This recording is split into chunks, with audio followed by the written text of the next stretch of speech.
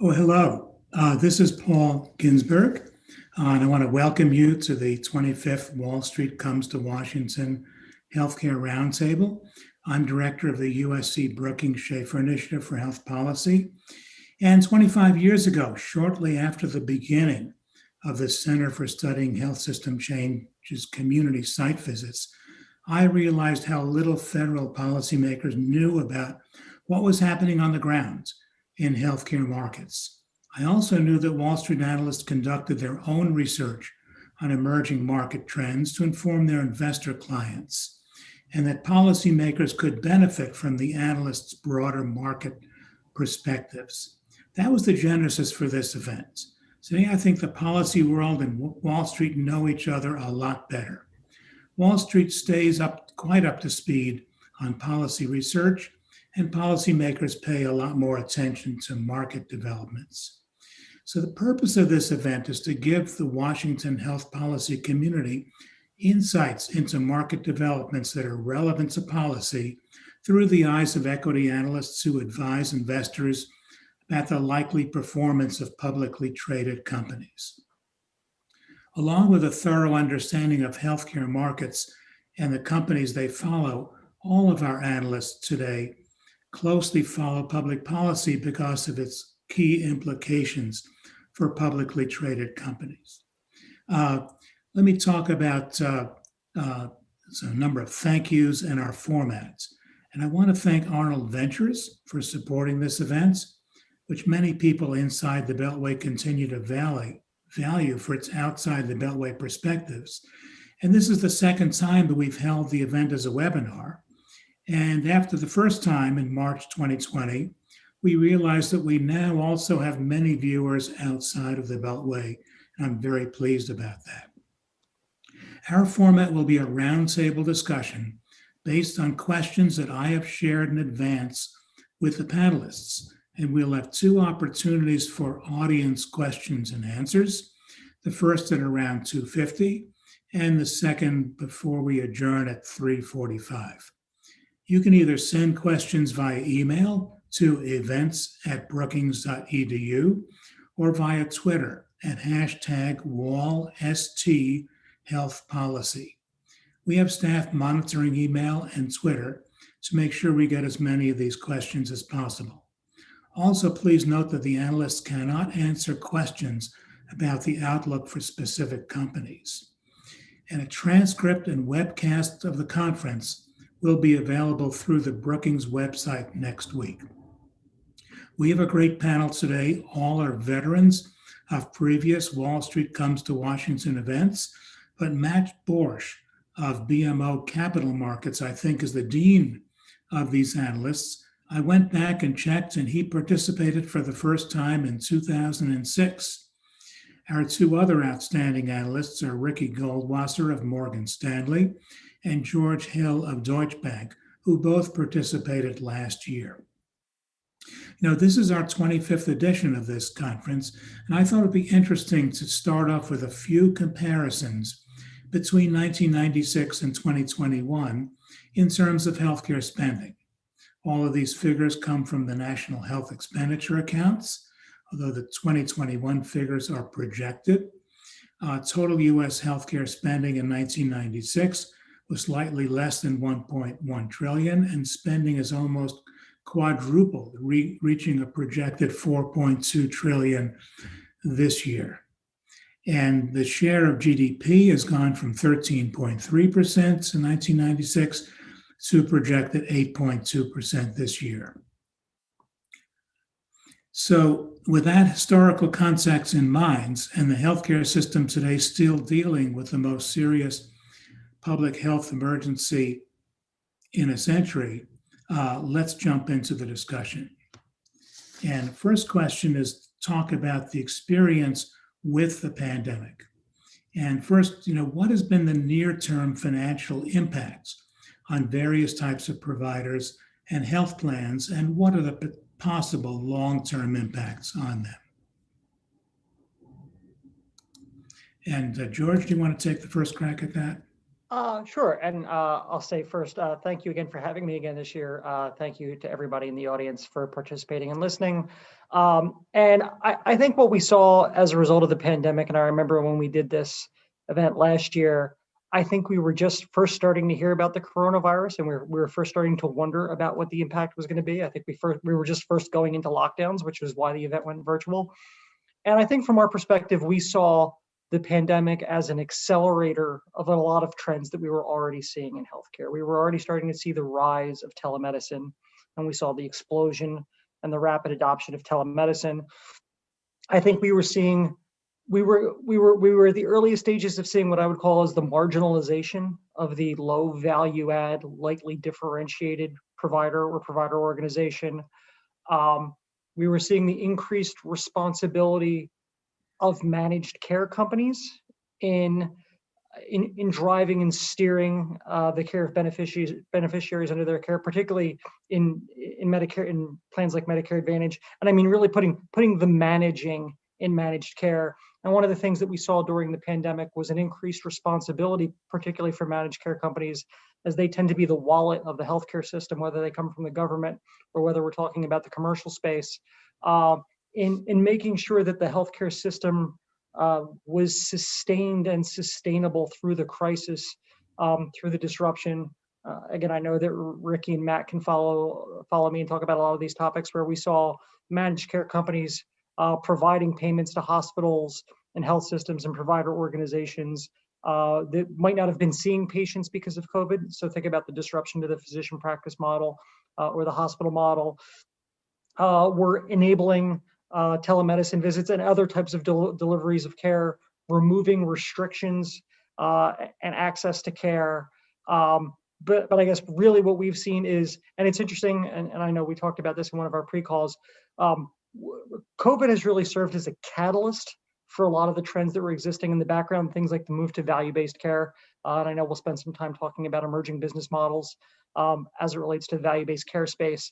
But I think we really saw COVID as a catalyst accelerating a lot of trends that we were already seeing, kind of making weaker parts of the healthcare delivery system, even weaker or potentially disadvantaged, strengthening burgeoning parts of the care delivery system, particularly telemedicine. Like the telemedicine genie is clearly out of the bottle now, and I would extend telemedicine to almost every type of remote monitoring or remote care delivery interaction system, and kind of as a facilitator and an accelerant of trends that were already happening in the background.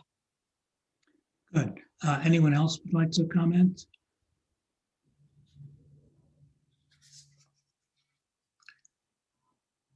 Okay, let me go on to the next question. I want to talk about the app. Paul, could I? I'm sorry, I just lost my mute button for a second there. Could I comment? Yes, please do. Okay, I just wanted to add in terms of the financial impact that it has in some ways been different depending on the line of business. For example, in managed Medicaid, we're talking about health plans here, and in managed Medicaid, the states have been rather aggressive, partly, of course, because of their fiscal situation, at coming back to the table in terms of the reimbursement rates to the health plans and clawing back either real or perceived excess earnings coming out of the disruption of the utilization patterns. So, and I think in some cases, maybe that's even gone further than, going back to normal profitability and cut a little deeper than that. By contrast, I'd say in Medicare Advantage commercial, while there've been a range of activities the plans have engaged in to sort of give back money in the form of relief and that sort of thing, by and large, there haven't been any clawback mechanisms that commercial customers have been able to use, or that the federal government has used as part of its normal process. Medicare Advantage does, of course, as you well know, have a process for recouping the actual cost as we experience it, but that has a very long lag. Good. Let me move on to another question. Alternative payments. What effect does the pandemic has on providers and plans' appetite for alternative payments? So will the pandemic experience, which forced many providers to shutter or stop elective procedures, increase the attraction of alternative payment approaches to fee-for-service because they reduce the reliance on volume? Or will the pandemic experience make the risk involved with models that have both upside and downside risk just more daunting and delay adoption? Go ahead, George. Okay, that's back to me again. I think that, I think the answer to your question there, Paul, is a very vociferous yes.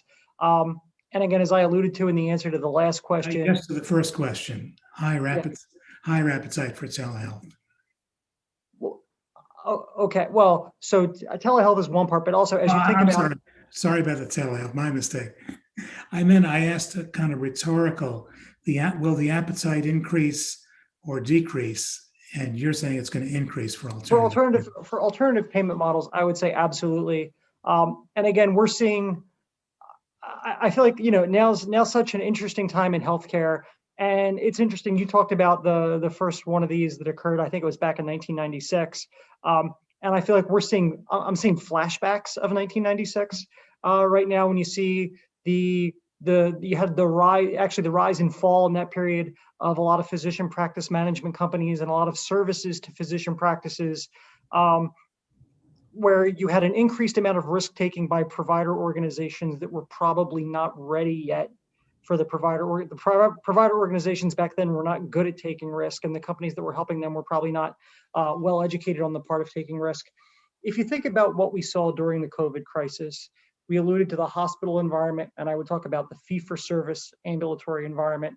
And if we went from April maybe through August of last year, you saw a very sharp fall in discretionary hospital procedures, discretionary surgical procedures.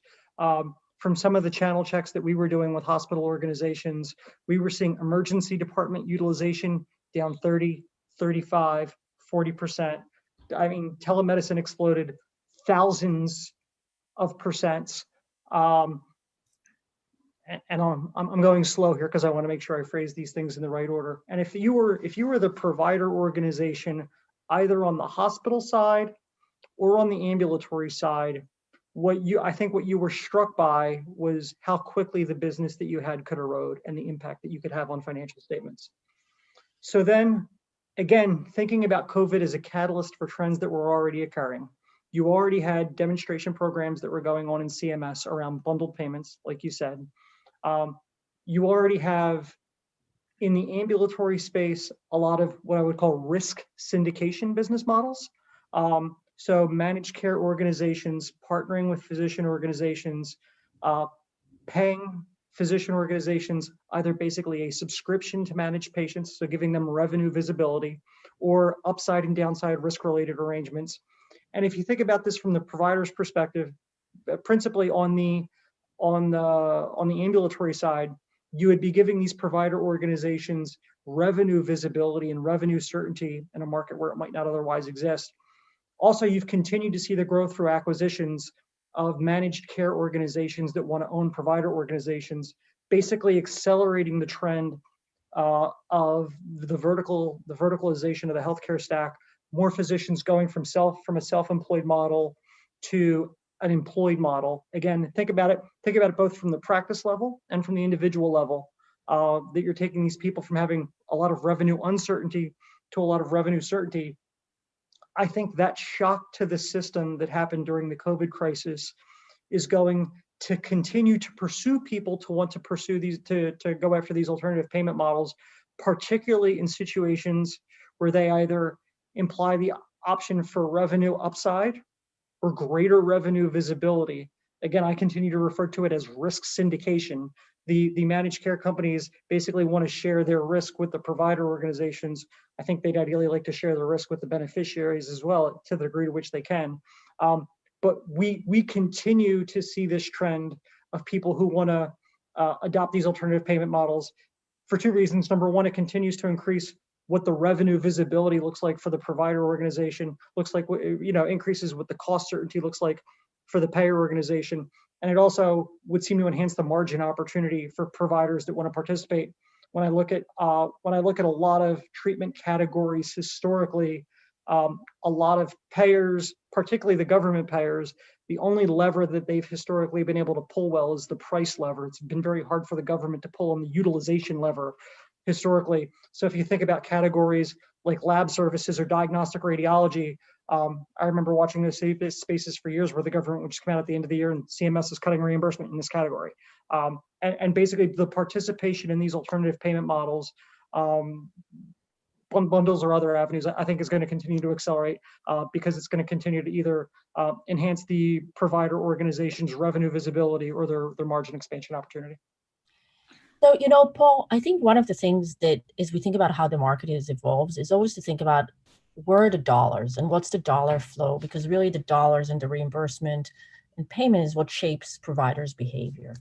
And I think that ultimately the pace of that change from fee-for-service to value-based is going to be dependent on that. And I think that one of the things that we should all be watching for, and we don't have the crystal ball, but we should look for is what is going to be the second derivative impact from the greater adoption of telehealth.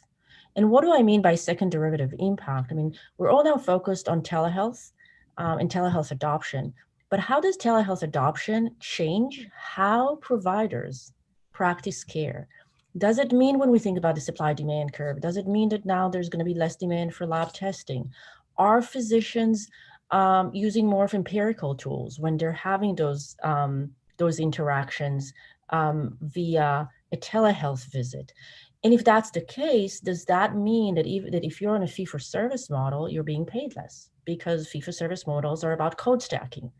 So I do think that as we see how these sort of kind of like trends evolve and shape and how the use of technology is impacting standard of care, and I'm not saying quality of care, but standard of care, I think that's going to be very relevant to what's going to be sort of that shape of adoption that we're going to see in the move to these alternative payment models. Yeah, I'm really glad you brought that up, Ricky, because I've been thinking that and we'll get to telehealth in a minute, should telehealth become an important part of medical care, it's just not so consistent, as you say, with the fee-for-service model. It's halfway into the more capitated model. So to really get the fruits of it and to make it more livable for providers, you're going to have to move further. And Paul, if I could just add one more comment there, I think Ricky makes a very astute and observant point about code stacking. And it's interesting because as you change some of these business models in which you engage providers, to some degree, you change the incentive structure, which arguably is going to change, ideally it would not change the way in which providers deliver care. But, like as Ricky smartly pointed out, like the fee-for-service structure incentivizes code stacking. What are the intended consequences and what will be the unintended consequences of changing to the bundled model or the capitated model as it relates to care delivery and services that are consumed and kind of the method in which those services are consumed as well. Good, thanks. Paul, maybe I could just offer one comment. Sure. Really, it's a question in my mind that because bundled payment and capitated type payments do rely to a certain extent on predictability of the volume that is going to be provided, or at least some level of predictability. I guess the contrarian argument would be what we've seen is the ultimate in unpredictability in terms of the volumes. Obviously, looking back, a population-based health payment, would certainly have been preferable to fee-for-service. We're going to go through a period fairly soon when maybe to some degree volumes will be above normal levels. So we'll have to take that into account in terms of how providers react to all of this. I'm inclined to agree, by the way. I think that this is going to accelerate the adoption of alternate payment methodologies. I'm just pointing out that that other dynamic to watch for. Yeah, thanks. And I take it that, probably it's the predictability of revenue, which is more important to providers than the predictability of volume. Paul, I think that's fair, and I know I'm jumping in here, and it's funny. We've been having a lot of these conversations with investors recently about kind of the impact to the businesses on these changes in behaviors. And I try to keep it very simple. One of the analogies that I use with investors is like, if I told you how much money you were going to make exactly for the next 10 or 15 years, you would probably run your life a little bit differently. You might buy a bigger house, you might buy a smaller house, you might spend money on different things. You shouldn't think about a company or a corporation as having a simplistic mindset that's any different. So if you're a managed care company, right, the idea that you can generate cost, to some degree, a higher level of cost certainty in parts of your book are going to impact how you finance those businesses, how you think about fixed costs versus discretionary costs, what types of partnerships that you want to take on, how you reinvest capital in the business. Again, just tacking on to the end of Matt's comments, that I think that there are a lot of downstream consequences to how these how the permutation of the changes in these business models kind of roll out through the market. Good. Yeah. Let's move on to telehealth now.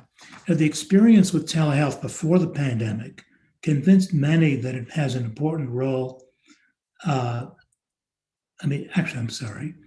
It was during the pandemic, we're expecting it to play an important role, but before the pandemic, both private and public payers were proceeding very cautiously in allowing coverage for video visits and telephone calls. I'd like to get your insights into the thinking of private payers on coverage rules for those technologies after the public health emergency ends. So, what will be covered and how will payment rates compare to in-person visits? And will payers differentiate between coverage with virtual-only providers that they contract with versus bricks and mortar providers in their planned networks that also offer telehealth services?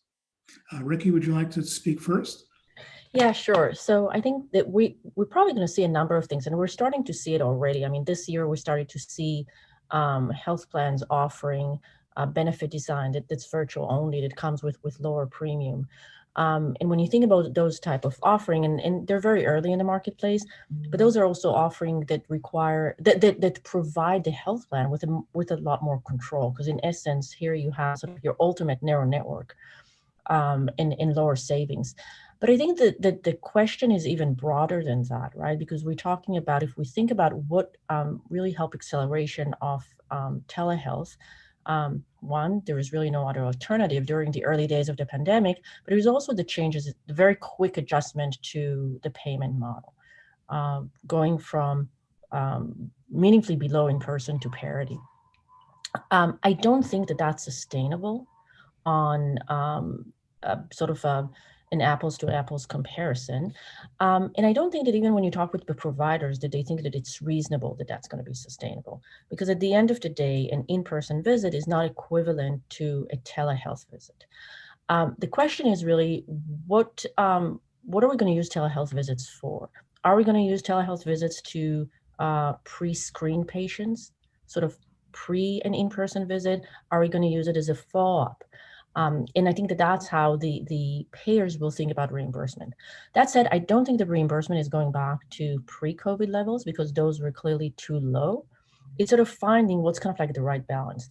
The other thing that we're saying, because when we think about pricing, there are two factors that are impact pricing. One is the actual price, but then is also the mix. And I think that that relates to the question that you asked about what can we use telehealth for? So as we are going to see a greater adoption of telehealth by specialists, that would suggest, right, that we're going to see higher pricing. So it's a combination of mix and actual price increases. I think there's also the question of when is it going to happen? And I think that there's something there where with the payers, so who's going to blink first? Because we are still under sort of kind of like an emergency state. And you don't want to be the first one who's going to come back and say, well, we're now lowering the payments. So I think it's going to take a while. I think that we're probably going to wait until 2022. It's sort of kind of like the balance of what is my public perception and how do I look publicly versus when do I think that I should do it as it impacts the P&L. And we've seen it last year with managed care, right? Early in the pandemic, investors were very excited and enthusiastic about the fact that managed care medical cost is going to meaningfully come down because of the lower utilization. But the health plans had to very quickly made it very clear to the public, to Washington, that they are trying to kind of like help here. And there was a lot of premium holidays and giving back to the community. So I'm thinking about sort of that adjustment to reimbursement and pricing of telehealth under using that same lens. Okay, thank you. Matt or George?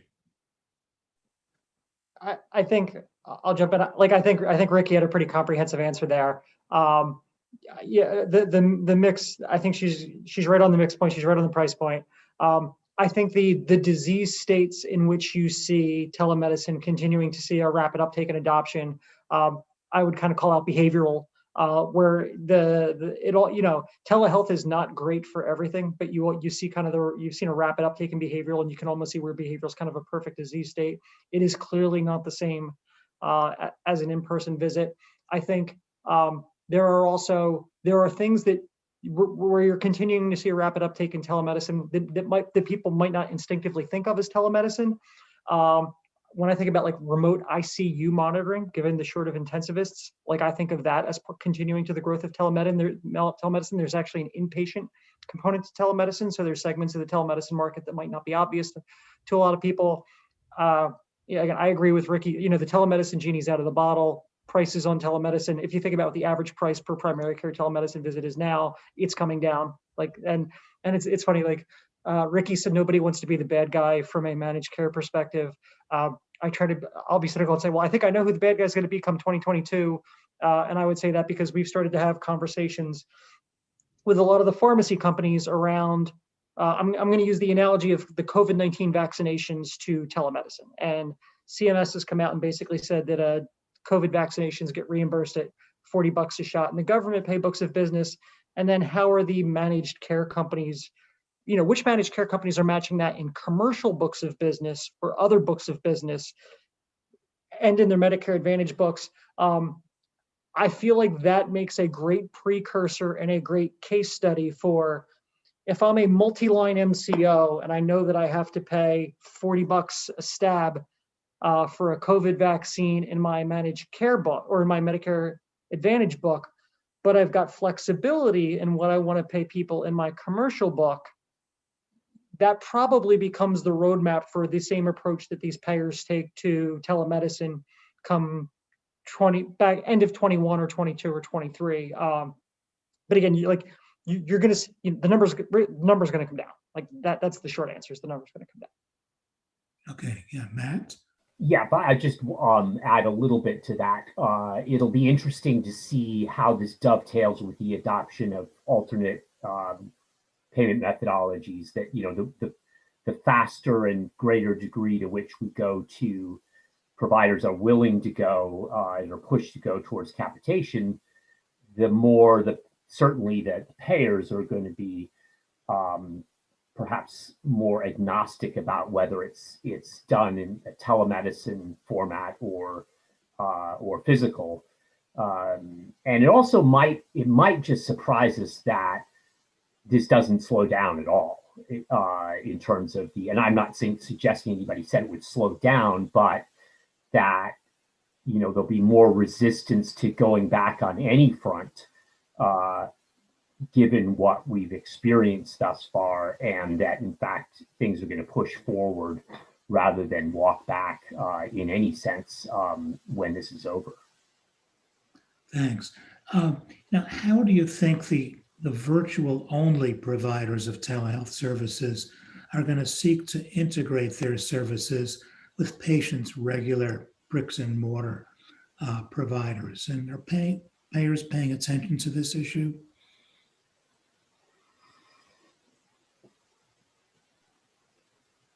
Is that question for me, Paul? It's for anyone. Yeah. Okay.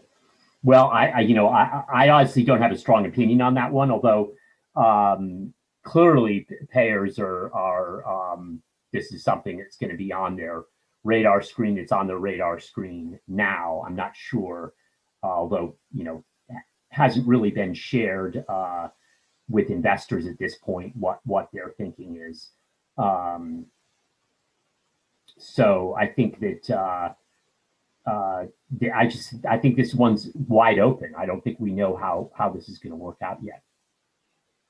So, Paul, I think in sort of my perspective, and maybe I'm taking it a little bit from a different angle, from the payer, sort of more thinking about how we're going to see, sort of to your point, a telehealth only provider working with the brick and mortar. In that takes to me the conversation also to that idea of how will telehealth be integrated into more conventional ways of delivering care and of providing care. And that's one of the biggest changes I think that happened in telehealth from pre-pandemic to now, is that before telehealth was a point solution, and now telehealth is becoming part of an integrated system. So I think that those telehealth solutions that are point solutions, probably 5 years down the road, not going to have a significant place in the system. And it's really going to be all about integrating the two and having sort of telehealth and in-person providers combining. And I think that we're going to see over time consolidation because of that, because you really have to provide those two modalities together in order to provide the care that people need. Okay. Paul, yeah, I don't know if I could follow up there quickly. I guess I would just say the framework that we use to think about this is, to what degree does telemedicine or any care delivery modality affect share of wallet from the payer perspective, and kind of the ability of telemedicine to continue to exist as a standalone line of business versus being integrated inside of the payer organization will depend on how big of a share of wallet of that payer book of business does it become. Ricky said it earlier, follow the money.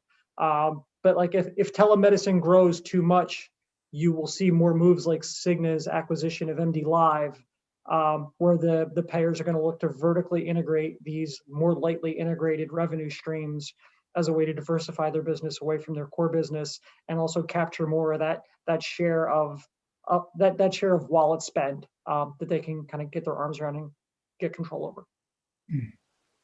Paul, if I could just make one more point on this, which is the other area to watch is obviously going to be globalization. And this isn't something that's getting a lot of attention right now, but to the extent that the rules start getting changed, maybe around who can participate in telemedicine.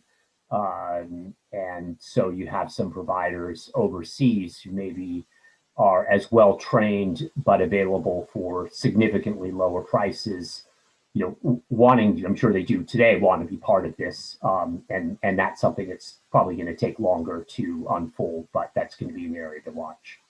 Yeah, that's a really good point. Nurse practitioners and physician assistants, will the pandemic experience lead to an increased role for these clinicians? Absolutely. That is something that we talked about last year. I think that was one of the big sort of changes where all of a sudden nurse practitioners had to take on some responsibilities that they didn't have before. And I think that that's something that's just going to continue. Even if we think about where care is going to be delivered, we are seeing an increased move toward care that's delivered at home. And I think that at that setting is where we're going to see even a greater emphasis on that role that a nurse practitioner provides. I think it also validates some of the business models we're seeing in the marketplace. We can't talk about specific companies, but if we talk about companies' strategy, right? So CVS and the Health Hub strategy, it's a business that's really kind of like anchored around nurse practitioners. And as nurse practitioners now can take on that more responsibilities. And frankly, that is something that, Maddie's talked about globalization. That is something has been that's how care is being delivered worldwide. And I think that we're finally getting there. And I think there's no going back. Yeah, Paul, I just kind of want to add one last comment. Like, I agree with what Ricky said and Matt said. Matt introduced what is probably the terrifying concept of global price competition in healthcare, which is not something that exists right now. Right, healthcare is very much a local business in the United States. Telemedicine enables the possibility for kind of global price competition in primary care. I mean, there's a regulatory mountain that needs to be climbed before that's enabled. But I'm sure if there are any doctors that are participating in this session, right? Again, the idea of competing with a doctor in any other region of the world on a like-for-like service basis on price is not something that has historically existed in healthcare, and would be terrifying for local doctors and would have an incredible price compression component or effect on care delivery in the United States. I don't think it's something that any of us. I don't think it's anything we regularly contemplate. I mean, medical tourism is kind of a very small thing in the United States right now, but technology does have the ability to kind of empower that next level of competition.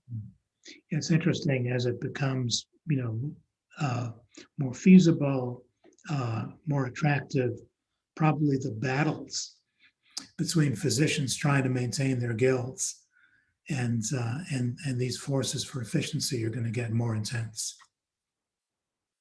If I could just one more on this, which of course is, as we're all aware, and this isn't tied to the pandemic per se, but it's coincidentally come along and around the same time it came. The strategy was unveiled before the pandemic, but that is not that they're alone. But looking at CVS's strategy of building a delivery system around their stores, that at least the initial thinking is going to be entirely staffed by non-physician nurse practitioners, physician assistants, and pharmacists, to the extent somehow they can make time for them. So that's going to be something to watch too. Thanks. And final question I have on this topic is about long-term care facilities. In the pandemic, about 25 to 30% of all COVID deaths were in nursing homes. And, will this reduce the degree to which these facilities are used for post-acute care or for custodial care in the future? And if that's the case, what non-institutional services might be used instead? Paul, simple answer is yes. And Ricky said it earlier, home care. A lot of this is going to get moved. A lot of these services are going to be moved to the lower cost home care setting. Staffed with nurse practitioners or orderlies or physician's assistants. I think we were seeing that before the pandemic. We're seeing that now. It was a week or two ago that me and my team were looking at occupancy rates inside of long-term and skilled nursing facilities. Make sure I do this right for the audience. The trend line kind of looks like this, down and to the right. So that would seem to be, that was a business segment that was challenged before COVID, and COVID really did a number on it. Oh, thanks. George, you got your trend line wrong there. It looks right on my screen, but you guys can tell me if it's going the wrong way. Right. I think the point was clear though. Yeah, I mean, this is happening at a time when, George, as you pointed out, this was already a trend underway, and the generational turnover, of course, just happens now. It's sort of accelerated with the baby boomer population entering that age range for these sorts of services in earnest. The first group turning 75 this year, exhibiting a pretty strong preference within that younger generation away from SNFs. So it's all coming together here. But then again, those facilities play a role that, to a certain extent, you can't entirely just replace with other settings and with the home setting. Thanks. Got some questions about the surprise billing legislation. The first one is whether you perceive that the No Surprises Act was a win for employers/insurers or for providers, or neither. Well, I'll just say, I think when we say providers, we have to be careful who we're talking about. Those providers who had built some degree of their business around leveraging, exploiting, maybe in some cases, the system that allowed them to opportunistically stay out of the network and then to bill, at very high rates for their services. Clearly, in my mind, they were the biggest losers here, although perhaps many of them saw the writing on the wall and knew that this was not far away from coming. So that would be number one. And on the other side, clearly, in my mind, the biggest winners were consumers and patients. And then, the other parties in between somewhere. Yeah. Go ahead, George. I was just saying, as someone who once got a ridiculous $16,000 surprise bill for my little daughter's hospital visit for a sprained knee. Amen, Matt. Amen. Yeah. So, will the capital that went into the staffing companies for emergency physicians and for anesthesiologists, will they kind of leave and do something else? Is this no longer a meaningful business opportunity for them? I mean, since I made the last comment, I guess I would say I'm not intimate with a lot of those companies, but one would assume that business got a little less attractive at the margin. Yeah. Yeah, I think George, I think it's too early to tell because we don't, at least I don't have visibility on what their tipping point is. So that's going to be something to watch. Okay, good point. Let me turn to the future of independent physician practice. And the pandemic seems likely to further diminish the role of smaller independent practices. Do you have a sense of what shares of these physicians will be going to private equity owners, hospital ownership, or insurers ownership? In a sense, who can do the best job, in a sense, as far as delivering value in physician services? Ricky, do you want to go? Do you want? I guess I'd start off with, I think it's kind of a mixed bag. I think the last stats that I saw showed something like 84% of doctors that were coming out of med school right now were going into employed practice as opposed to independent practice. Down, that number might have been inverted 30 years ago. And again, coming back to the aspect of healthcare being local, when you say private equity, corporate ownership, venture, something other, I really look at kind of the regional opportunities, and I think it really is going to depend where that provider practices. And if it's right, if you're a Northern California doc, you might wind up at Kaiser. If you're a Boston doc, you might wind up at MGH, which I consider just employed practice. If you were down in Research Triangle Park, there's a bunch of what I would call corporate-looking health systems like Centara that are down there. So I think that, I mean, you could, and it's, the way these things change. One person's private equity owned practice is bought by United Health Group 2 years later and then becomes something else. So I think the regional component probably plays a bigger aspect in the near term of what the business looks like than what I would call like the capital formation component. But I think the trend towards employed practice continues, and I think those regional trends also like indicate who your likely buyers are in each region. I think in each region you need to focus on what is the provider competitive dynamics, and you need to focus on what is the payer concentration dynamics in each region to figure out what the most attractive opportunities and exits are. Yeah, thanks. So maybe an implication of what you're saying is that none of the three forms really stand out as being particularly stronger than the others in delivering a higher value situation. So it's going to be influenced a lot by what's already there in the region, as you were saying. I think so. Here's another perspective of it. We also have to think about who can do that. So you talk about private equity, you talk about managed care, and you talk about provider. Let's think about managed care. I mean, owning provider by managed care makes theoretical sense.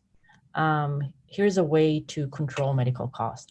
The question is, do they have the balance sheet to do that? We're really seeing United pursuing that strategy because United has the best balance sheet. Other health plans are opting to partner. And they're being very transparent about why they're partnering. They're saying that, the investment community is not going to be really happy seeing them investing, $1 billion into and limiting other things into buying a provider group. And the relationship for now can work at arm's length. So I do think that the payers don't necessarily, most of them don't have the ability, especially on a regional basis, to make that. Let's think about the providers in the large hospital systems.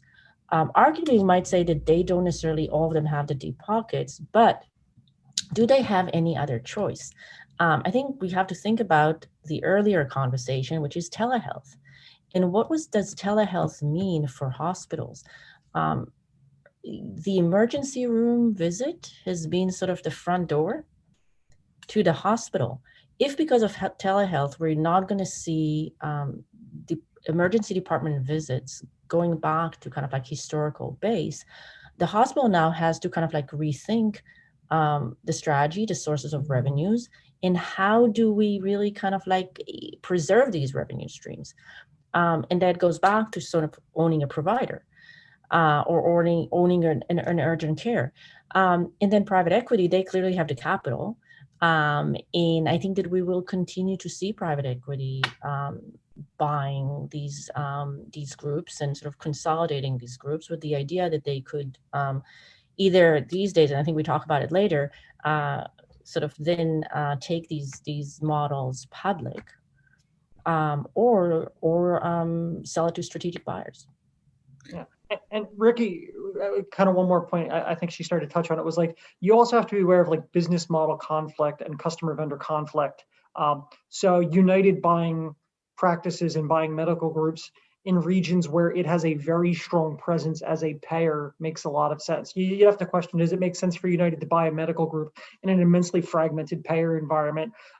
Because it can be hard to execute that multi-payer strategy when the owner of the clinic or the owner of the practice is Optum. Like, why is Aetna going to want to do business with you? Why is Anthem going to want to do business with you? Maybe the Blues are going to want to, the nonprofit Blues are going to want to do business with you. But I think everybody is very sensitive to kind of that kind of the are you the customer, are you the vendor, are you a competitor alignment, and kind of trying to make business decisions which make sense around that. And you see those conflicted business models fall on hard times very quickly. I would call out, we haven't talked about Haven yet, the Amazon Berkshire JP Morgan initiative. It's interesting, when Haven fell apart, I felt like a lot of those of us in the know kind of snickered and walked away. Every healthcare services analyst was like, I called it, that wasn't going to work.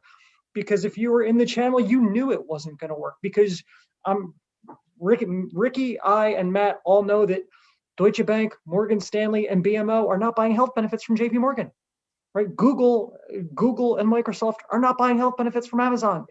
This was a business model. And a structure that was never set up to be successful. The old expressions, every billionaire needs a hobby. So you get 3 of them together and you get, let's all fix healthcare. But again, for people who've been in healthcare a long time, kind of the obvious conflicts that existed on the face of that business were pretty clear. And I just bring that all the way back to, when you think about who buys providers or who owns providers in what segment or what market, I do really think it winds up being local. And you need to look at the competitive environment in all these regions to kind of figure out what makes sense, right? Healthcare in California is very different from healthcare in New York or healthcare in the Southeast. Yeah, good point. One more point is it's going to depend a little bit on what the imperative is, as we move forward. Is it more on cost control, or, how important is choice of provider relative to the imperative for cost containment? Because if it's really weighs more heavily on the cost containment side, that's probably going to favor plan ownership of physician practices, and the way that tight vertical organizations can be the most cost efficient. I think that's not true in every case, but more often it would make sense that it would be more cost efficient. So some of it's going to depend on that. Choice is an interesting thing, and maybe I'm taking this conversation to a whole different place.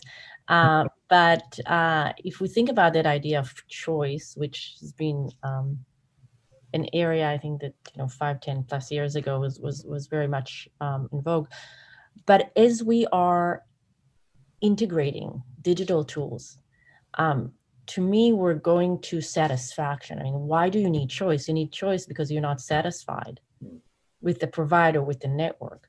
But if we're moving into an era where patient, member, consumer satisfaction is sort of really kind of like that holy grail, how do we achieve that consumer satisfaction? Is it by giving choice, or is it by basically doing things in a certain level of quality and accessibility, in just an easier, it's something that's easier for us to use, which might, I think, change sort of that paradigm that it's about choice.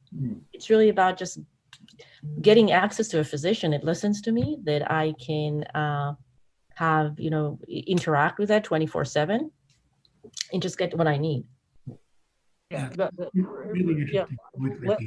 Last point I'd like to throw on there, something I always say is, the three competing priorities in healthcare are cost, quality, and access. To dovetail on Ricky's comment about choices, you get to pick two. You can't solve for all three. And then the third always winds up being the output of the choices that you make around the other two. But you get to choose two, and you effectively wind up solving for the third one.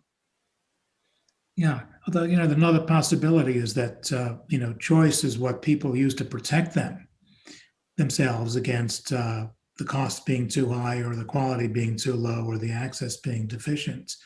In a sense, if all three are at acceptable levels, then perhaps there's less emphasis on choice. Good. Let me see. I see. I'm going to ask you another question. Actually, the audience questions just showed up. Let's take a pause from my questions and go to the audience questions. So Paul Nelson, a physician, asks, how would you reduce health spending to a proportion of our economy to 13% or less, and reduce the nation's annual maternity mortality incidence by 70%, both within 10 years?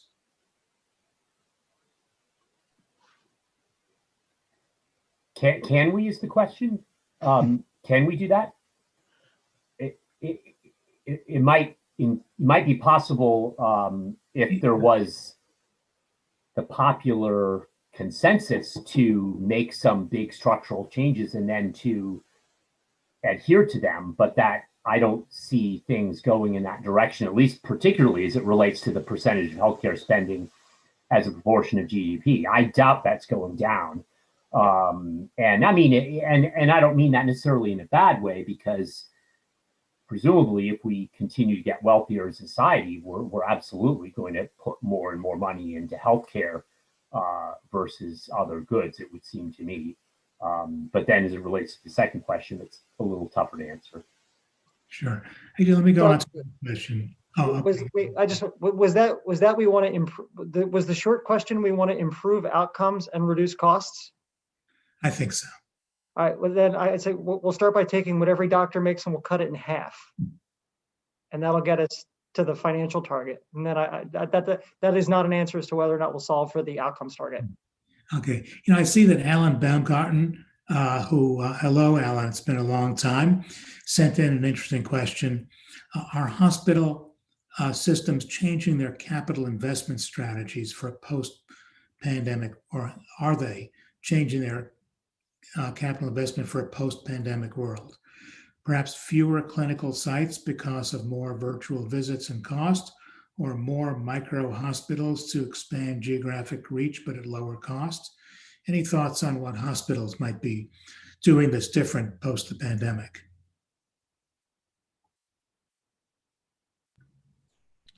Paul, can you repeat the first part of the question? Sure. It's about how hospitals are changing their capital investment strategies. Might they go for fewer clinical sites because of more virtual visits and cost? Or the second part was more micro hospitals to expand geographic reach, but at lower cost?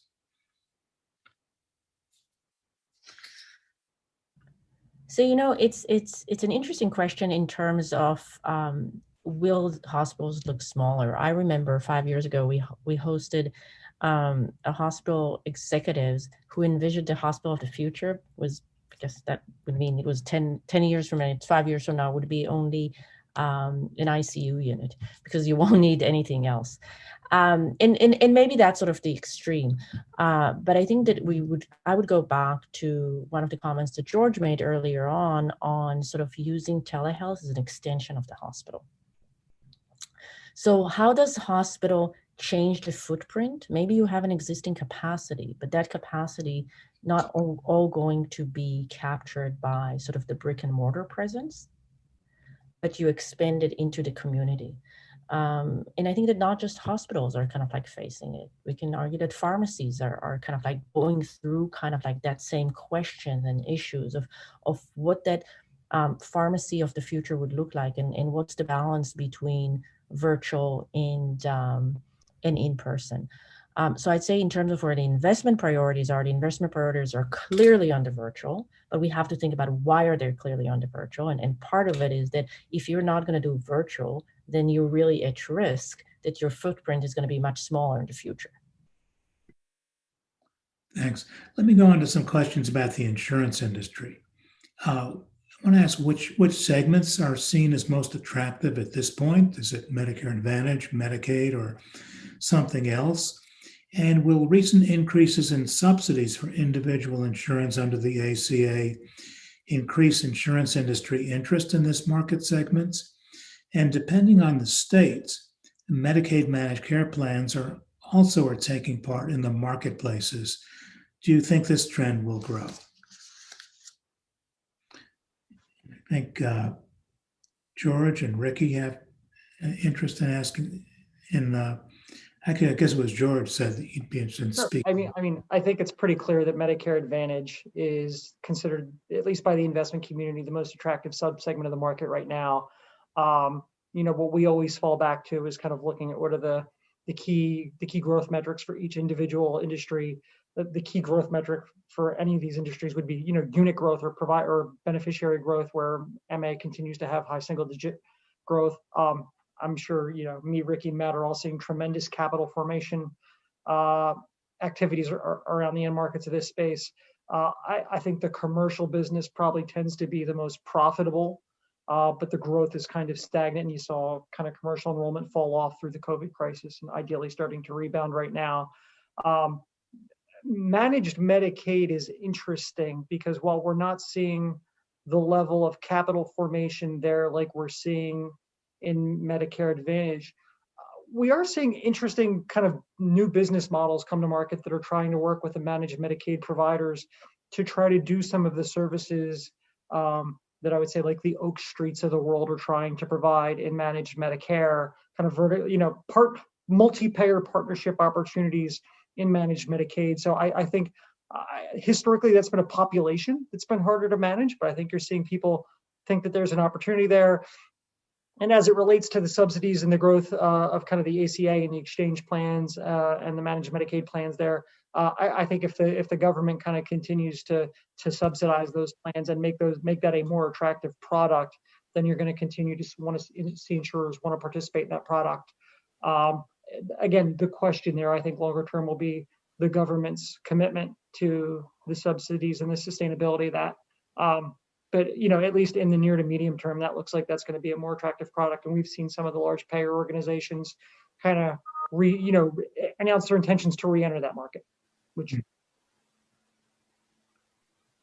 That's very interesting. What about in opportunities for tech companies to enter the insurance industry? Do you see that happening in some way? Well, maybe you're asking analysts who follow the incumbent company, so we may be a little bit biased in that sense. But I also think rightly skeptical, having seen new models sort of come and go and not really have much success. Entering with some idea that that it can be drawn on a napkin, or that there's some easy shortcut to doing this business in a better way. It's just not clear what tech companies can necessarily bring to the table that the existing companies don't already have. Now you can get more competition because the profitability of, for example, Medicare Advantage, and maybe now the exchanges again, are attracting new entrants coming in, maybe not at big scale, but coming in with very localized provider partnership type models. They may not be scalable the way that, on the other end of the spectrum, somebody like Amazon might want to come in with a giant amount of capitalization, but it's not clear where the real advantage is there. So, I mean, to me, Paul, you're asking the question, and we're already seeing a company in the marketplace that is coming in with a model that's sort of integrating technology in traditional managed care, as we call it, or the traditional stakeholder, right? And that's Oscar. In the market response was mixed, but I think that we have to ask sort of the question, if we think about the healthcare industry in general, the healthcare industry tends to be a very conservative industry. And I'd say that is a function also of just the fact that it's so heavily influenced by regulatory processes, right? Everything takes a long time, whether it's an FDA process, it changes to reimbursement, and that's just how the industry sort of flows. But I do think that it's a really interesting question to ask, because it's also about mindset, right? And it's about that idea that technology companies look at things a little bit differently. Historically in healthcare, the focus has always been in a provider for a very good reason, right? That's where the cost is. And if you manage that provider and you manage the cost, then clearly you get to lower spend. But I do think that it's going to be really interesting to see how technology companies can impact and influence the individual behavior, because we're all talking about consumerism. It's a buzzword. The companies are talking about it. But the reality, there is still real skepticism, I think, both within the industry and among investors, on can consumerism really influence medical spend? And I think that, I mean, I like to think that it does, because it's going to impact how we access healthcare. And I think that one of the biggest issues that we all have, and personally I have it, it's compliance. And if technology on the front end can help improve patient compliance and adherence, then I think that's a win, and that's going to help lower medical costs. And I think that's going to come from the tech side of the world, not from the healthcare side of the world. Yeah, I wonder if the tech side of the world initially got into things just making it a more convenient experience for consumers, but that's kind of just the surface of what healthcare is about. And maybe in the future they'll be able to delve into something like patient compliance, which is probably just far more important. That's good. Right. But convenience gets you to compliance in a way, right? Convenience makes it easier for us to do things. And if technology could actually do it on my behalf, even better. Yeah. I think Ricky said the all-important R word. Just that telemedicine. I'm sorry, George. I'm sorry. Just one quick one, which is telemedicine obviously is an area to watch. I mean, that is an example in a sense. It may not be Amazon-led or by one of the largest tech companies, but that by and large, that isn't something that the managed care companies had developed in-house. That came from the outside. And then, of course, the pandemic accelerated it. Yeah, I was just going to add, Ricky said, what I consider to be the all-important R word, which is regulatory. And when I think of technology companies, I think of, we hear the word displacement a lot. Can technology companies displace legacy companies? Very hard to displace the regulatory environment or displace the regulatory hurdles, which I think serves as a great defensive moat for a lot of the established players. I think you're going to see a lot of the technology players serve the purpose of pushing legacy industry kind of in the direction that it needs to go, particularly as it relates to compliance and patient convenience.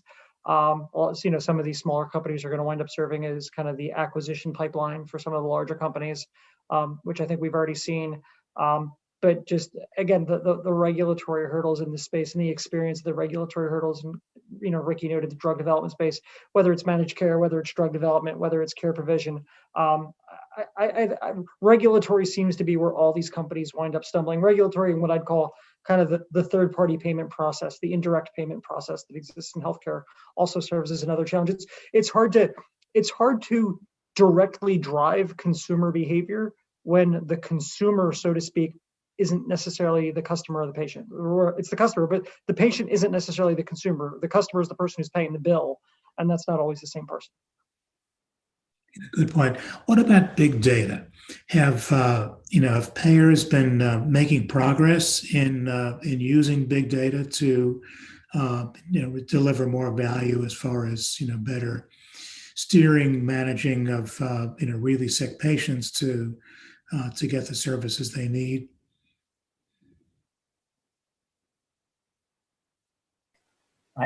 I'm not sure that we necessarily know. I mean, we obviously, a lot has happened in the last 30 years on that front, and new models have been developed.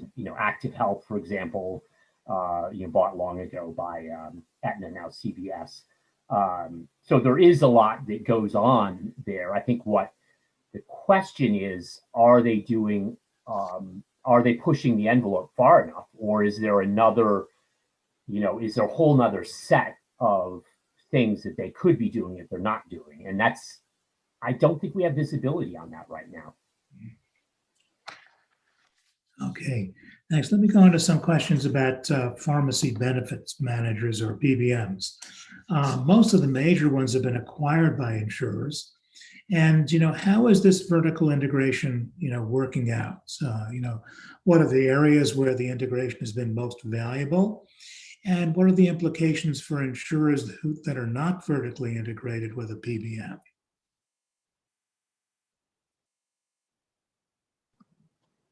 Well, I guess I'll kick it off, and I would say, I think the vertical integration for the managed care companies that have bought PBMs, and I'd say kind of maybe in the case of United, and then PBMs that have bought managed care companies, maybe in the case of Express Scripts buying Cigna, given that Express Scripts was actually the larger cash flow generating entity at the time, and CVS Caremark merging with Aetna.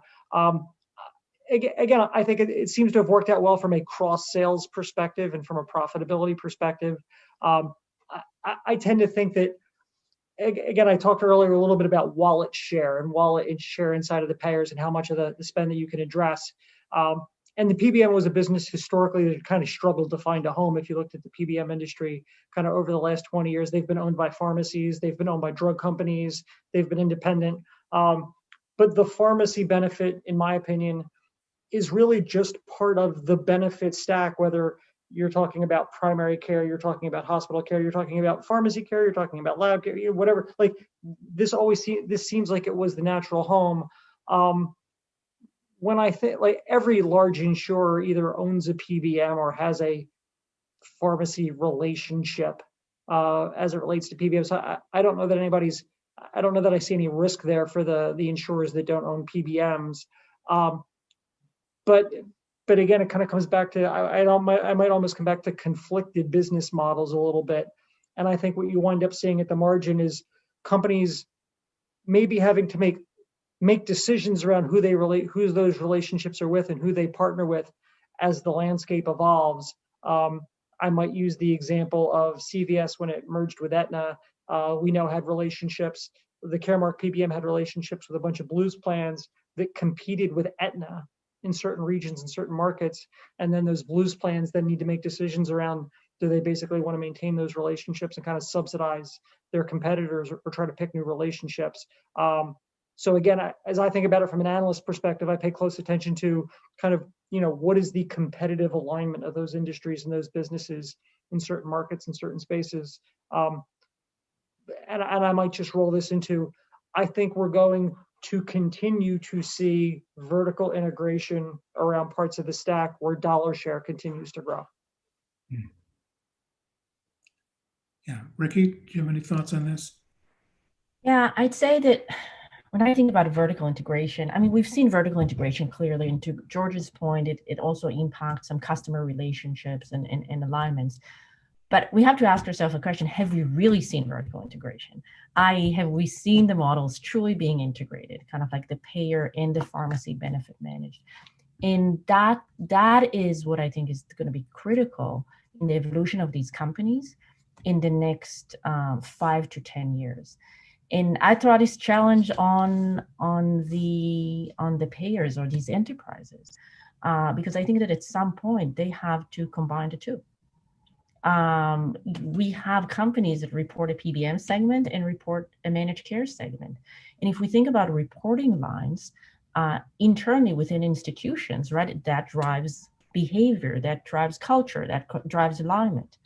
If you really want an integrated offering, go ahead, merge the two. Make sure that the two have true incentives to work together rather than compete as business segments for resources, etc. So I think that that's yet to come. We haven't seen it yet. We've seen the first step, which is sort of kind of like preparing towards it. And I think that ultimately the marketplace is ready to it, because when we think about the PBM, what do you follow? You follow the drug pipeline, and the drug pipeline is that specialty pipeline that has meaningful impact to medical cost. And if we think about the conversation that we have here, I do think that all the different dots tie together, because it's about pharmacy spend and how it impacts medical cost. It's about the access that I get and the quality. So it really all kind of like fits together. And I think for these enterprises to be successful in the future, they have to connect all these dots and truly integrate it in turn. Hey, Paul, I want to jump in on that point, because again, for everybody in the audience, Ricky and I we're co-op competitors. We compete in the market, but we're also looking at all the same stuff. Very prescient, very important point that Ricky made about, these companies should be going to end market by customer maybe, or by business segment, as opposed to function, managed care versus PBM. I think what that winds up telling you is that the unspoken truth here is that maybe they have different customers, and the managed care company serves a different group of clients necessarily than the PBMs do. The PBMs don't necessarily give us full transparency as to what % of their operating earnings come from the serving of health plan clients versus come from the serving of drug companies, where, as analysts, we used to look at rebates and rebate share and how much of the rebate share was kept by the PBM versus what was shared with the managed care company. And they've kind of, now they tell us that 95% or 90% of rebates are shared with our clients, which is supposed to make us feel good about their alignment. And we trust that they are serving their health plan clients. But what they are not transparent about is to what degree there are still significant earning streams that come from drug manufacturers and other parts of the supply chain. And I might, we talked about business conflict earlier. The PBMs have been masters of kind of managing this business conflict over the last couple of decades, to their credit. Basically getting paid from drug manufacturers and drug developers, and getting paid by their commercial clients in the health plans. I would love to see them go in the direction that Ricky is talking about. I think it's essential for how they serve their health payer clients. But I think the current reporting structure is indicative that conflict still exists. There are still significant earning streams coming from those, coming from what I would call non-health plan or non-cost containment related businesses. And I think people who are deep in the weeds in the PBM space understand that channel conflict still kind of continues to exist in that segment of business. Let me just throw one other point out here, which is, if you look at the buying patterns of the most sophisticated customers, being the very large self-insured multi-state employers, they haven't really bought into this in the sense that, you know, they're still the carve-out model where they'll contract with 3 or 4 or 5 different health plans and then typically have a single contract separately with one PBM is still the dominant model. And they, to my knowledge, they really haven't moved away from that yet. Nothing has compelled them to say, you know what, we really should be combining these functions where we'll contract with 3 health plans and they'll each have the PBM function embedded within what they provide. So that's going to be an interesting area to watch if that changes. Yeah, so in a sense, the employers, by continuing to carve out pharmacy benefits, are really not giving a vote of confidence about the degree to which insurers have integrated PBMs into their operations. In a way that's compelling, that they see as providing value, that not yet anyway. And, you know, compelling and providing value is the key word here. And the question is like, what is value and what's compelling, right? For some, value would be lower cost. But I don't think that the health plans in some ways earned that right yet. We haven't seen them yet coming to commercial employers and saying, look at our combined offering.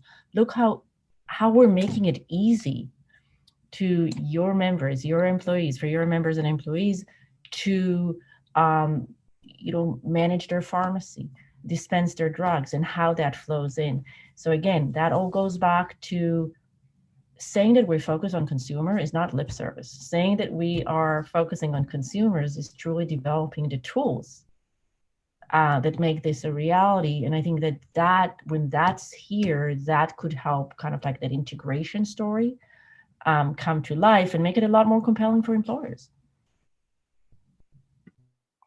It's a really good point. Let me ask about drug spending. I mean, drug spending is high and rising. And you know, what are the recent or new steps that insurers are taking to control drug spending? So was the question? What are the new steps? Yeah. What looks most newest, most greatest potential as far as they can't control the prices except when they're competing brand names, but is it more prior authorization, more step therapy? Yeah, be a prior auth, step edits, competitive markets, rebating.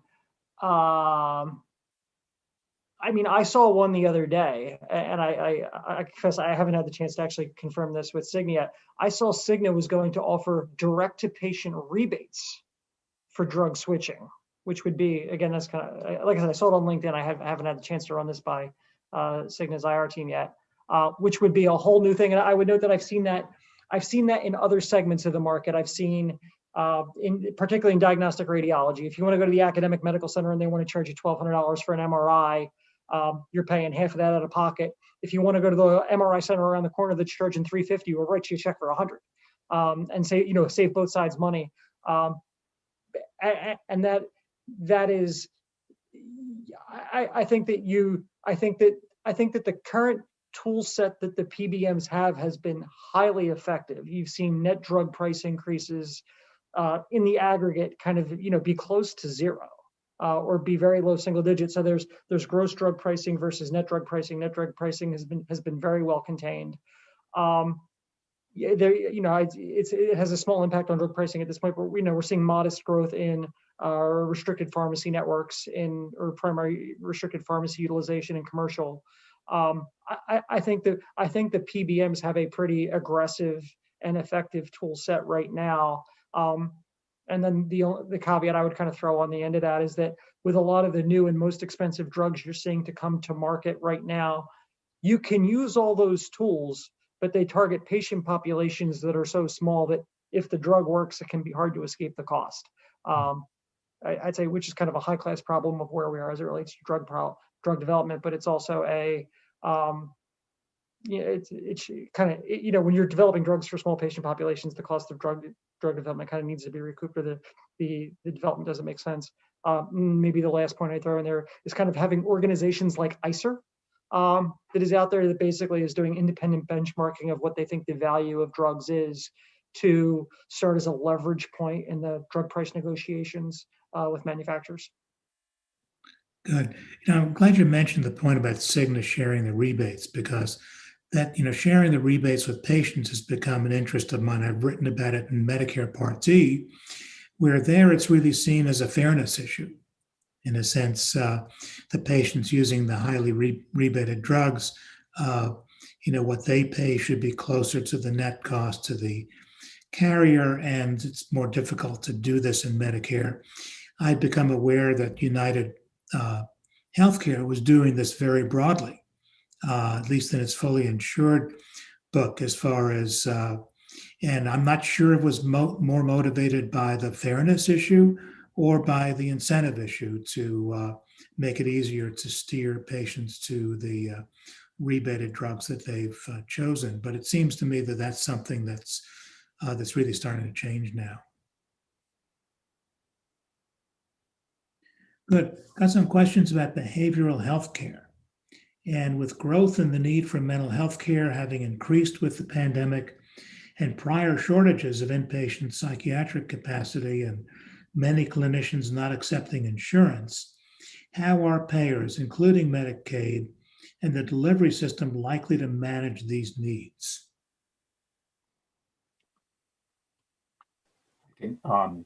I think you do see actually the payers, to my knowledge, aren't doing much on this necessarily, but I think more the innovation is on the provider side. And I think you are seeing some new models emerge where they're looking to better leverage the different levels of mental health providers in terms of, psychiatrists, psychologists, clinical social worker, and so forth. Maybe within the same organization to some degree, and maybe, perhaps be more proactive about accepting in-network reimbursement.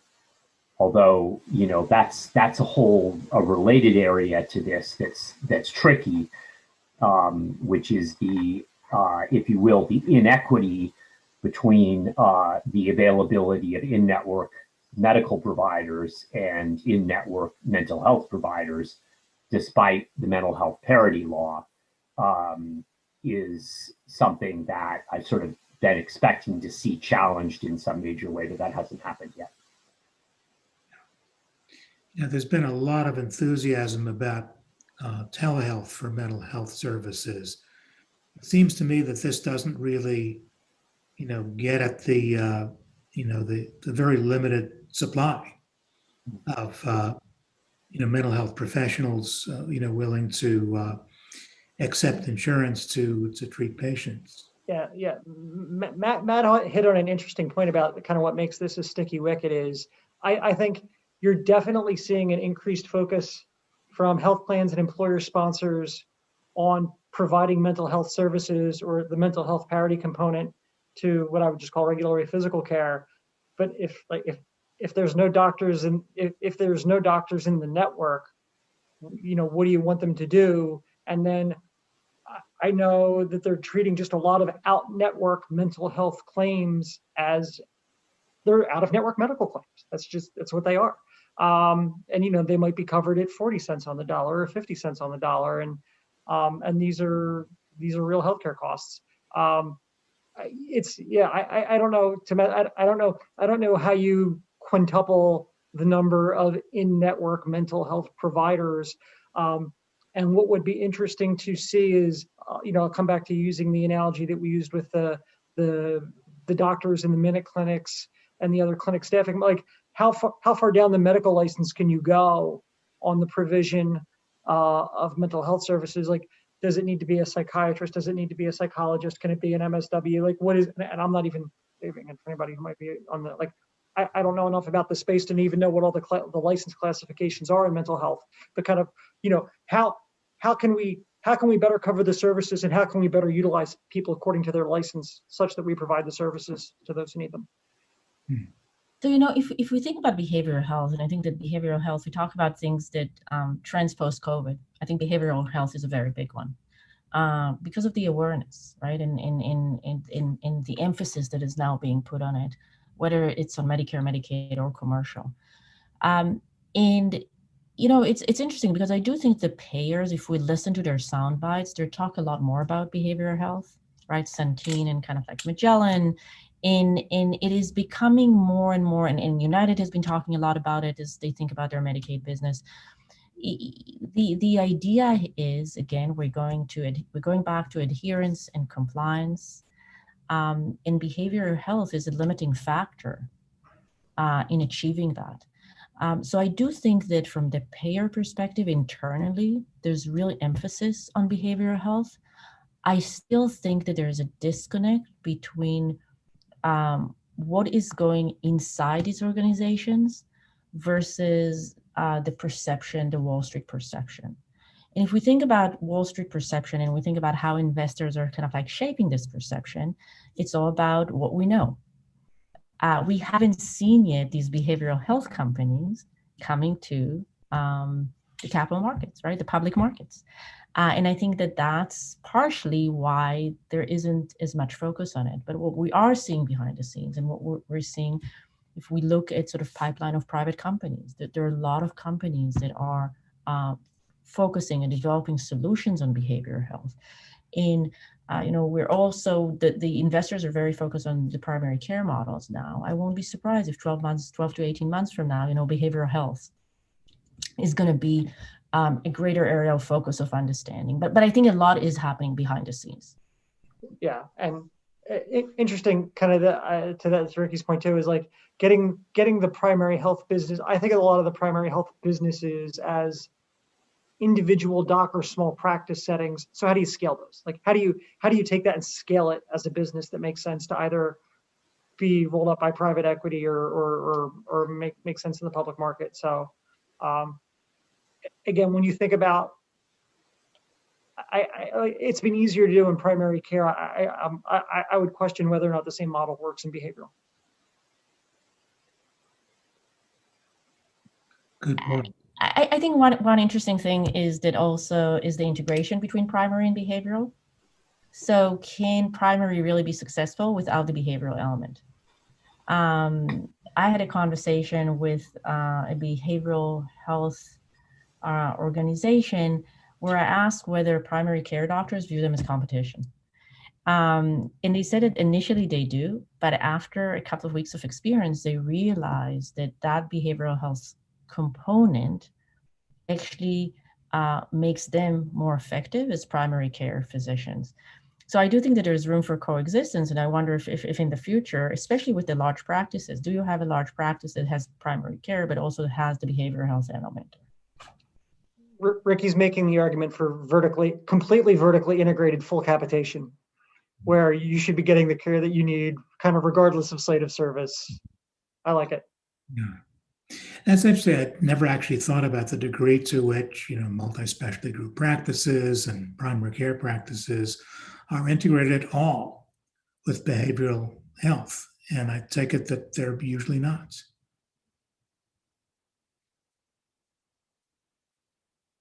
So, there might be a real opportunity down the road to accomplish something there. Medicaid managed care. And does the insurance industry see major opportunities to provide value for dual eligibles? Short answer, yes. I mean, I think that maybe the jury's still out as to how well they do it. I think, it should play exactly to their value proposition, which is that dual eligibles often living in environments where their care is very fragmented and not well coordinated. And, there's a high volume of procedures, but it's not necessarily as rational as it could be. That's one of the areas where there's the greatest potential for both cost efficiency and also improvements in the quality of health that these duals are getting. So you have seen recently, the explosive growth in the Medicare Advantage dual SNP plans. So it's happening. I think the evidence that we do see is that so far so good, but in terms of the penetration rate, it's still trailing, to my understanding. For example, if you look at how many of the Medicare duals are in Medicare Advantage versus how many of the regular Medicare beneficiaries are, duals are still trailing, to my knowledge. Yeah. Now, Greg, hasn't there often been an issue about is managed care coverage for duals? Is it going to be led by Medicare Advantage plans, or by Medicaid managed care plans, who often are pretty different? And what you mentioned about the rapid growth of the Medicare Advantage SNPs for duals, maybe giving some indication of that. I think maybe, but it also depends on which, even within the dual universe, which ones you're talking about. And those served by the dual SNPs, but Medicare Advantage dual SNPs, maybe a little bit more on the Medicare side. You typically do have one or the other coverage weighting more heavily in a dual situation. I'm not really sure, though. And it's also about raising the question. I don't know what the answer is who can do it better. So is it the payer who manage sort of the Medicaid population? So is it easier to go from Medicaid to Medicare, or from Medicare to Medicaid, when we think about the type of the populations and the complexities? And let me throw out a third option. The risk-adjusted capitated provider might be in the best position, right? Because that's going to be the person who that beneficiary has the most interaction with, right? The managed Medicaid or the managed Medicare plan is probably a light year away from that, from a dual eligible beneficiary, right? I mean, unfortunately, the economic profile and the social determinants of health profile of a dually eligible beneficiary is typically pretty dire. You're right. It's probably a provider who's best positioned to provide and manage that care. And for better or for worse, that if that doc's taking Medicaid, he's probably not happy that he's taking Medicaid to start with. So I mean, the duals are just a very difficult problem to get at. Yeah. Good point. And final topic is on large employer health benefit strategies. And is there anything noteworthy you're seeing on strategies being pursued by large employers to, improve value in their health benefit offerings? I don't think you're seeing any dominant new trend emerge. I don't think you have seen that over the last several years. I mean, there's been some serious experimentation. Some large employers, Comcast, I'll name them, that have moved to a sort of health plan light model, engaging other entities to manage some of the front end, but nothing like that is, that's more on an exception basis. I don't think we've seen a departure from the sort of traditional model in any major way for quite a few years now, but maybe I'm missing something. No, I'll jump in there and I'll say, Matt, I definitely don't think you are. And it's funny, I used the example earlier of risk syndication. And when I think of the last wave of risk syndication, I think a lot of people on this call will get this analogy. It's like, hey, would you like to share some risk? I'm going to take your deductible from $500 to $4,000. I've now syndicated some risk to you. So there's some risk sharing between the payer and the beneficiary. Now we're seeing risk syndication to the provider perspective in MA. From our conversations, and we spend a bunch of time talking to like health benefits consultants and like the big purchasing groups for healthcare. So think about like, Northeastern Business Group on Health or National Business Group on Health. I do think what we've seen over the last decade or so is that the pendulum of risk sharing towards the beneficiary appears to have swung about as far as it can go before you start to incentivize adverse outcomes. People not getting care, people not buying their drugs, stuff like that. It is what has enabled, I'd say to some degree, it's what has enabled the rise of businesses and the success of businesses like GoodRx. And now I think you're seeing the health benefits consultants, the health plans, and the employer sponsors kind of look at benefit structure and be like, have we gone too far? And will we start to see, but I don't know that I want to say that plans are going to get more generous. I don't think you're going to see employer sponsors go, well, we were putting in $10,000 an employee before, now we're going to put in 12. But I think benefit design is always something where you're trimming the sails. And I think to Matt's point, we're not seeing any big changes, but we're seeing people trimming the sails. So to me, one area that's going to be really interesting to watch is customized benefit design. And to some level, benefit design has been sort of customized, right? When I go to open enrollment, I have like 3 different options or 3 different levels. But I think that it's going to be interesting to see if we move even deeper in terms of customized based on data. And before, Paul, you asked about big data.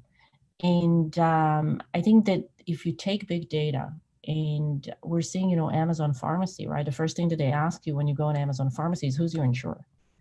That means that now they have the data. They know that I have, let's say, United Health or Express, and that I opt not to use my insurance to fill my generic script. So what can you do with the data? And can you use that big data? Can you use that information to better align the benefit design in a way that's going to be more meaningful for me? So I think it might take time because, again, it's an approach that puts the individual in the center. And that's an approach that historically hasn't been really sort of core to how healthcare stakeholders think about things. But I do think that that's going to be a really interesting thing to watch how it evolves.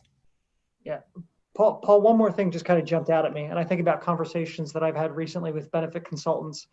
And as you think about the health plan and you think about the employer sponsor market, the concept of equity and employee equity is coming up a lot. And I'll give you an example. It's, I am married. My wife and I have 3 kids. There's a maternity benefit. There's a paternity time off. What about those employees that aren't going to have kids? What about them? There's a bereavement benefit in some places. There's mental health benefits.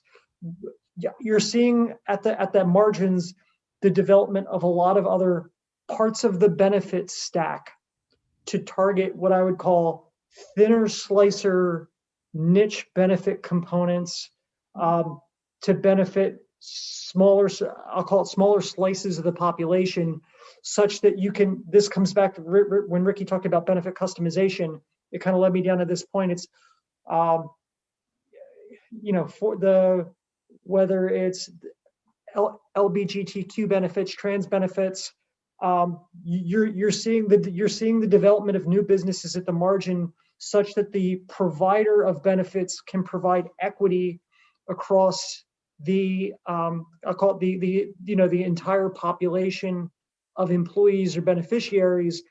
And what we have found interesting, or at least what I found interesting, is that when you take the benefit, you verticalize it, and you slice it thin, they can still be very big markets from a total dollar value perspective that still have pretty attractive business opportunities. And I think, again, like, if from an employee's perspective, you're seeing, it's a small slice of the number of employees or number of beneficiaries, but I'm seeing, that's where I feel like I'm seeing an explosion in the number of companies kind of going after that slice of the benefit stack. I've got a pie chart that I use in one of my presentations that kind of shows, basically as you start to thin slice all of these, I don't even want to call it disease states, isn't even the right word, but these benefit construction components, because before this we might have called them cardiology or maternity or type 2 diabetes or musculoskeletal.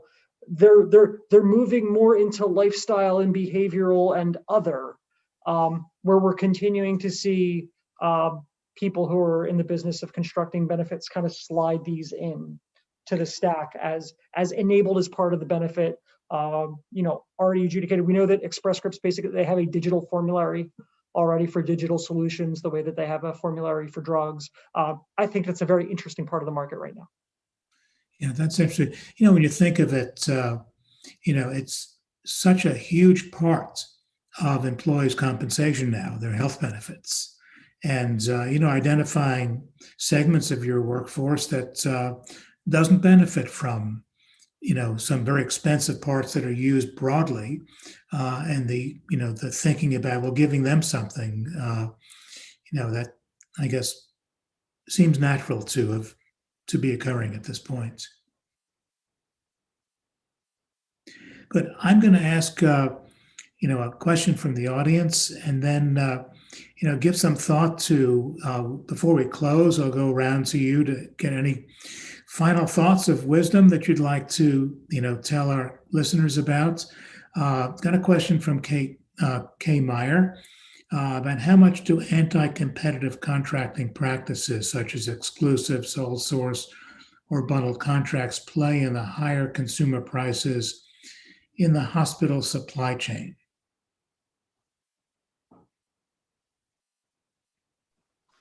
I'm going to offer the suggestion that it's not necessarily the anti-competitive. I mean, I think there is a part played there, and so I don't want to just cover. I think the main thing is market concentration, and that above all else, whether you're talking about North Shore and Long Island, or Sutter and Northern California, everybody's favorite example. The degree of concentration. Now, concentration is very heavy on the payer side too, but you have two industries which are both, now heavily concentrated. And I think that is by far the biggest factor in influence price, making price higher. Good. Let me just go around for any final thoughts that you have on anything we've discussed today, something you've thought about since we got to a segment. Well, let me just offer, as we talk about the employer model, and I know this is something we're going to get to talking about. I'm just going to throw it out there. It is going to be interesting to watch the small employers and what they do vis-a-vis the exchanges. And if, in that very dysfunctional purchasing model, dysfunctional risk model in the small employer market, only 50% offering benefits to begin with, do we see them pull away from even providing that function, or at least significant numbers, in a way that might dovetail with revitalization of the exchanges? And one of the other enabling factors beyond the higher tax credits is also the ability for small employers to fund individuals paying for exchange premiums or their share on a pre-tax basis. They can do that now. I'm not saying that's going to happen, but if it does happen, it'll be, it might start to set the stage for what ultimately could be some real shift away from the employer model. Yeah, Matt, I'm so glad you brought that up, because I just didn't get there. And if you'd like to have an opportunity to say something else besides that, it's still open to you. No, I think I said enough. Great. Anything, Ricky or George? Go ahead, George. Okay. I just kind of like how Matt's looking for a leading indicator of the disruption of the employer market. I'm paying very close attention to what's going on in Medicare, the Medicare Advantage market, particularly as it relates to the provision of care and kind of some of those contracting models that we talked about earlier. Does anything happen in the value-based care market that is also disruptive to the traditional fee-for-service style that benefits have been paid for historically, and kind of anything that really kind of changes the economics of the provider model and the payment of care model. Thank you. I think on my end, it's again, it's sort of kind of like benefit design and how it's going to evolve. I do think that we are, as a healthcare industry, are in such exciting times. There is so much innovation in healthcare services. I think that we've always thought about innovation being sort of the privy of biopharma. There is so much innovation in services right now. And I do think that, and it's an area that we didn't focus on as much, for everybody, for the audience, follow what happens on the private side, because the innovation that we're seeing there, I think, can really sort of is something to follow as we think about what's coming next, and as we think about what are the public companies need to adopt and how they should have shaped their behavior and business development in order to get us to the kind of like next step up function in delivering healthcare. So these are such exciting times. Thank you all very much. You've all been outstanding, and at least I've been fascinated by the session. I could go on for another hour or two, but anyway, thank you very much for bringing your very wise, thoughtful perspectives to this. Also like to thank Arnold Ventures for its support to put this on, and staff at the USC-Brookings Schaeffer Initiative and others at the Brookings Institution for helping put this on. Take care, everyone. Thanks for watching. Be sure to like and subscribe for more videos from Brookings.